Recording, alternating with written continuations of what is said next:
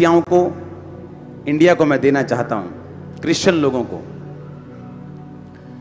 मैंने आपको बताया था कि जब एक पास्टर पे अटैक हुआ पंजाब में, उससे पहले मैंने आपको एक फोन पर मैसेज दिखाया था कि परमेश्वर ने मुझे वो पहले से बता दिया था, कुछ दिन पहले से ही, जिसकी मैंने प्रेयर रिक्वेस्ट भी अपने फ्रेंड्स को, अपने ब्रदर्स को भेजी थी। जो परमेश्वर का रूह मुझे दिखा रहा है वो आसान नहीं है आप लोगों के लिए।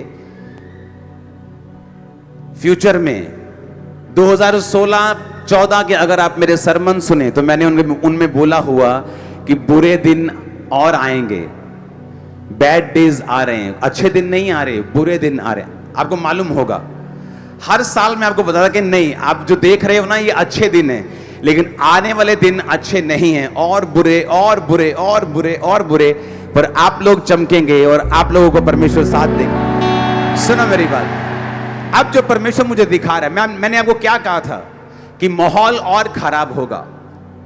जो माहौल है वो अच्छा नहीं होगा, वो खराब होगा। लोगों का जो विश्वास है वो परखा जाएगा कि वो लोग परमेश्वर के साथ खड़े रहते हैं या प्रेशर के आगे झुकते हैं। बाइबल कहती है तू अगर प्राण देने तक विश्वासी रहेगा तो जीवन का मुकुट को पाएगा। अब आपको करना क्या है? अगर आपको यह बात मालूम है कि आपका दुश्मन, जैसे आप दुश्मन नहीं समझते लेकिन वो आपको अपना दुश्मन समझता है, और वो व्यक्ति, वो जन, वो शख्स फुल टाइम खिलाफ चल रहे, वो घर बार छोड़ गया, दुनियावी आशीषों की उसको परवाह नहीं है, क्या उसको एक ऐसा क्रिश्चियन हरा पाएगा जिसको अपनी जिंदगी की बहुत परवाह है?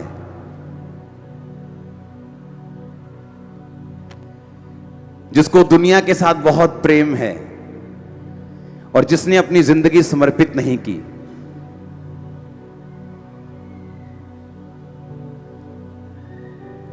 इजरायली सोचने लगे कि हम तो इजरायली हैं, हमारे साथ तो जीवित खुदा है, उनके पास कौन है?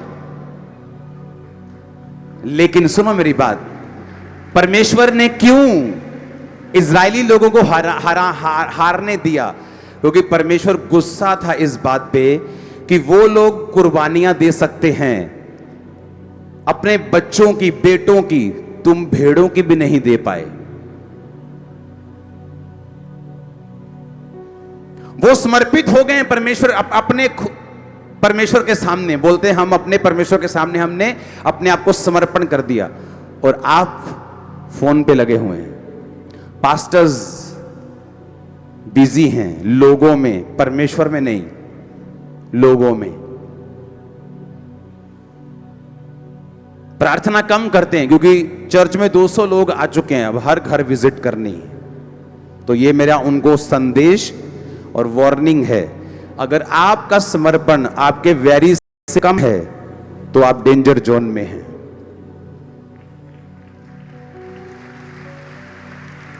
आने वाले दिनों में, आज से,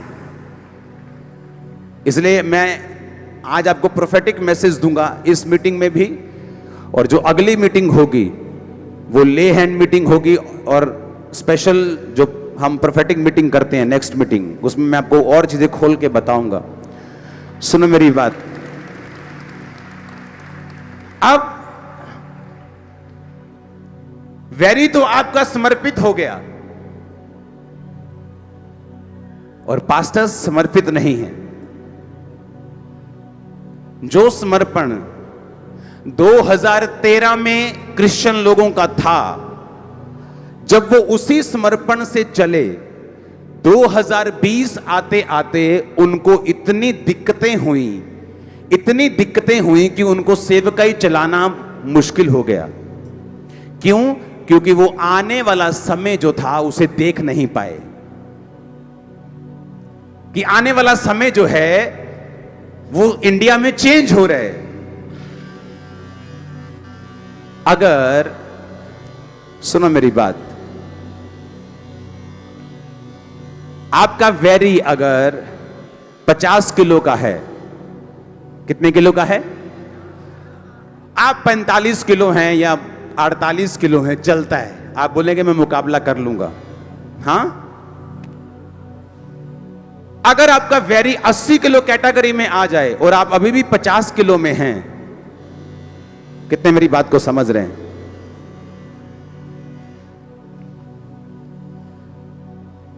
कितने इस बात को समझ रहे हैं? अब बात यह थी कि आप लोग 2013 में जो समर्पण था, उसी समर्पण से आप चलते रहे।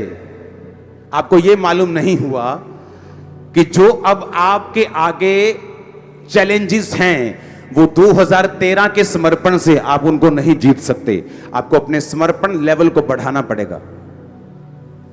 अब जो लोग इस समर्पण से चल रहे थे 2022 तक, उनको मेरी सलाह है, और इस सलाह से आप लोग बच जाएंगे।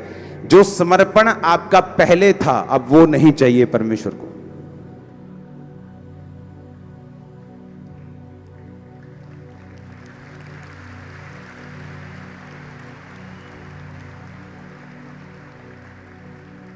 ये क्या आवाज है? ये